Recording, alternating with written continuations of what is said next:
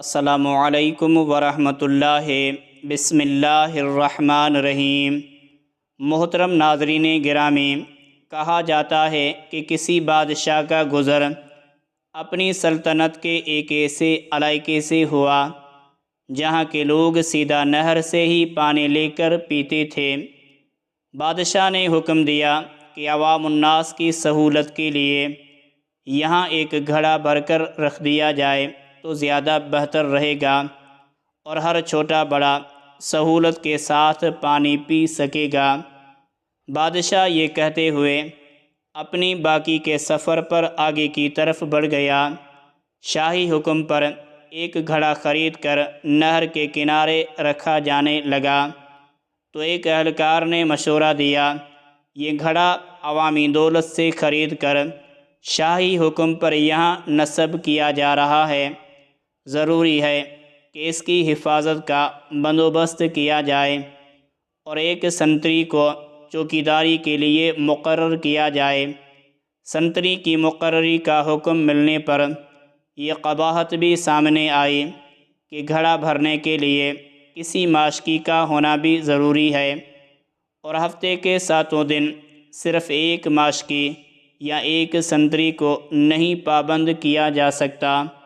بہتر ہوگا کہ 7 سنتری اور 7 ہی ماشکی ملازم رکھے جائیں تاکہ باری باری کے ساتھ بلا تعطل یہ کام چلتا رہے۔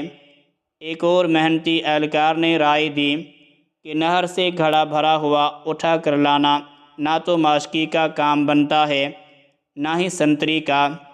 اس محنت طلب کام کے لیے 7 بار بردار بھی رکھے جانے چاہیے جو باری باری روزانہ بھرے ہوئے گھڑے کو احتیاط سے اٹھا کر لائیں اور اچھے طریقے سے ڈھکن لگا کر بند کر کے رکھیں۔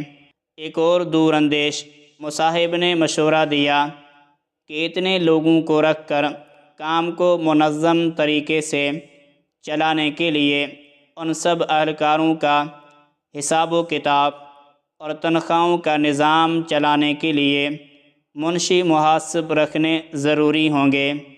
اکاؤنٹنگ کا ادارہ بنانا ہوگا، اکاؤنٹنٹ متعین کرنا ہوں گے۔ ایک اور ذو فہم و فراست اہلکار نے مشورہ دیا کہ یہ اسی صورت میں ہی یقینی بنایا جا سکتا ہے کہ ہر کام اچھے طریقے سے چل رہا ہے تو ان سارے ماشکیوں، سنتریوں اور بار برداروں سے بہتر طریقے سے کام لینے کے لیے ایک ذاتی معاملات کا ایک شعبہ قائم کرنا پڑے گا۔ ایک اور مشورہ آیا کہ یہ سب کچھ ٹھیک ہو رہا ہے مگر ملازمین کے درمیان لڑائی جھگڑا یا کوئی زیادتی ہو جاتی ہے تو ان کا تصفیہ اور ان کے درمیان میں صلح صفائی کون کرائے گا تاکہ کام بلا تعطل چلا رہے۔ اس لیے میری رائے میں خلاف ورزی کرنے والوں اور اختلاف کرنے والوں کی تفتیش کے لیے ایک قانونی امور کا محکمہ قائم کیا جانا چاہیے۔ ان سارے محکموں کو انشاء کے بعد ایک صاحب کا یہ مشورہ آیا کہ اس سارے انتظام پر کوئی ہیڈ بھی مقرر ہونا چاہیے۔ ایک ڈائریکٹر بھی مقرر کر دیا گیا۔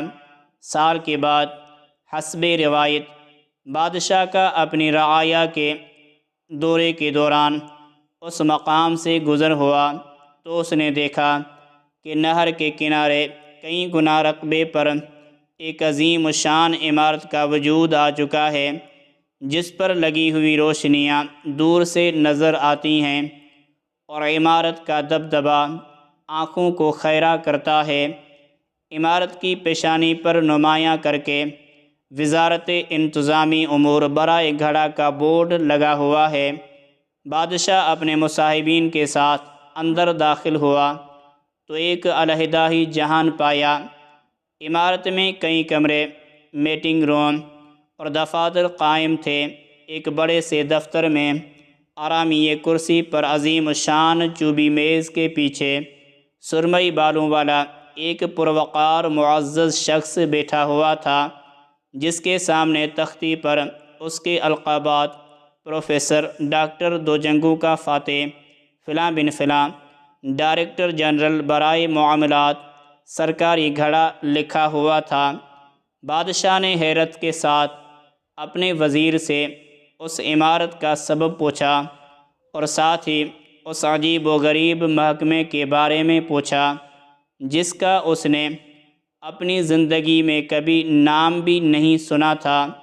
بادشاہ کے وزیر نے جواب دیا، حضور والا، یہ سب کچھ آپ ہی کے حکم پر ہی تو ہوا ہے، جو آپ نے پچھلے سال عوام الناس کی فلاح اور آسانی کے لیے یہاں پر گھڑا نصب کرنے کا حکم دیا تھا۔ بادشاہ مزید حیرت کے ساتھ باہر نکل کر اس گھڑے کو دیکھنے گیا جس کو لگانے کا اس نے حکم دیا تھا۔ بادشاہ نے دیکھا کہ گھڑا نہ صرف خالی اور ٹوٹا ہوا ہے بلکہ اس کے اندر ایک مرا ہوا پرندہ بھی پڑا ہوا ہے۔